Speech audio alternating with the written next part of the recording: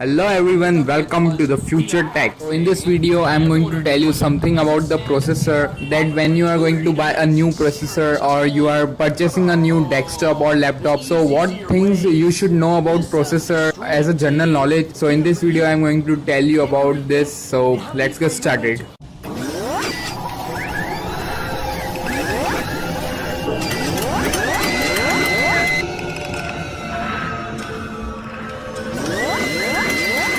The first thing that you should know about the processor is that there are two companies that make the processors for desktop and laptop. So there are AMD and Intel. So talking about which processor is the best of the best from these two companies, I will definitely tell you to go with the Intel because Intel is the best, but I'm not saying that AMD is not good, but they have their own merits and demerits. So let's see what are the merits of Intel and AMD and what are the demerits of Intel and AMD. So let's go first with the Intel. So talking about the Intel will give you excellent performance in anything, in gaming or video editing or rendering, in anything. Intel will give you the excellent performance. And talking about some heating issue, there are very less heating issue from the Intel, and these are the merits of the Intel. And talking about the demerit is the only thing, that is the price. Intel will cost you more price than AMD, and all other things Intel is the best. So moving forward to the AMD will give you good performance but not as good as Intel. And talking about the heating issue, there are more heating issue than Intel. So you have to invest more in cooling system for the processor, but AMD is not going to cost you as Intel. AMD is the cheapest company that produce processors. So if you are thinking that your budget is very low or you don't want to invest much in processors, so I will definitely tell you go with the AMD. But if you are thinking that you want to go with the best processor and you don't care about money, so I will definitely tell you go with the Intel. Up to this, I have tell you about the companies that make the desktop or laptop processors.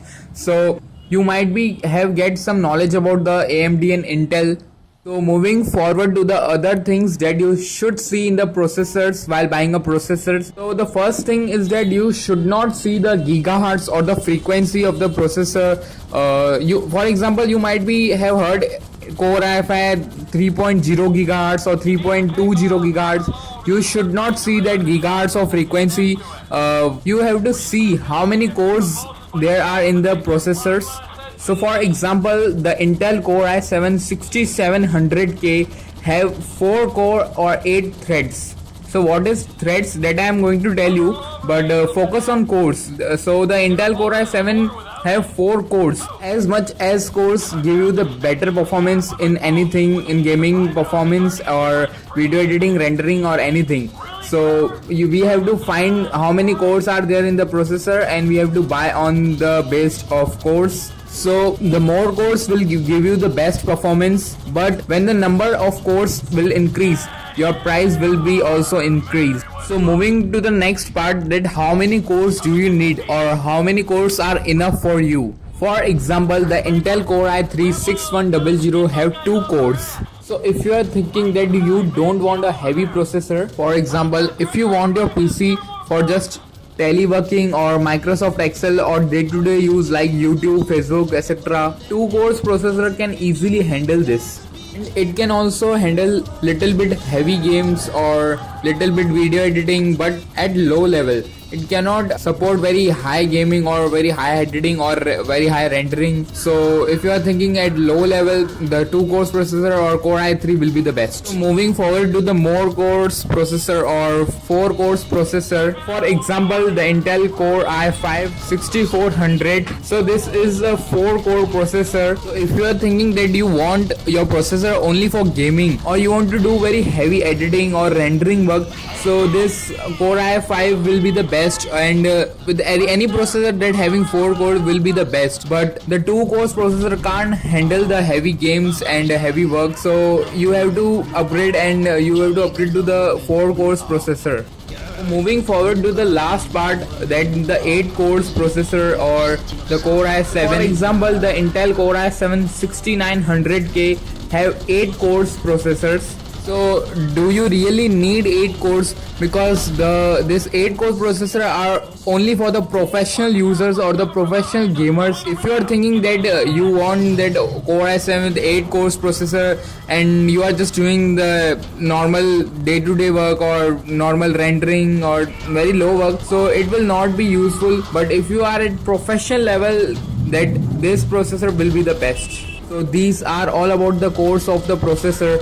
The more core will give you the better performance, but the more core will cost you more. You have to follow the before instruction and think yourself that what you need and which processor do you need. By the way, I am not sponsoring any processor or any Intel or AMD. Just for the example, I am using the Intel processor, so I am not sponsoring it. So let's move forward and see what is hyper-threading. So the hyper-threading can be seen in the Intel processors and AMD upcoming processors. So you might be have heard the 8 cores or 16 thread or the 10 cores 20 threads. So what is the thread? Basically the thread is only the hyper-threading. So what is the hyper-threading? I can't explain you what is exact the hyper-threading, but I will try my best.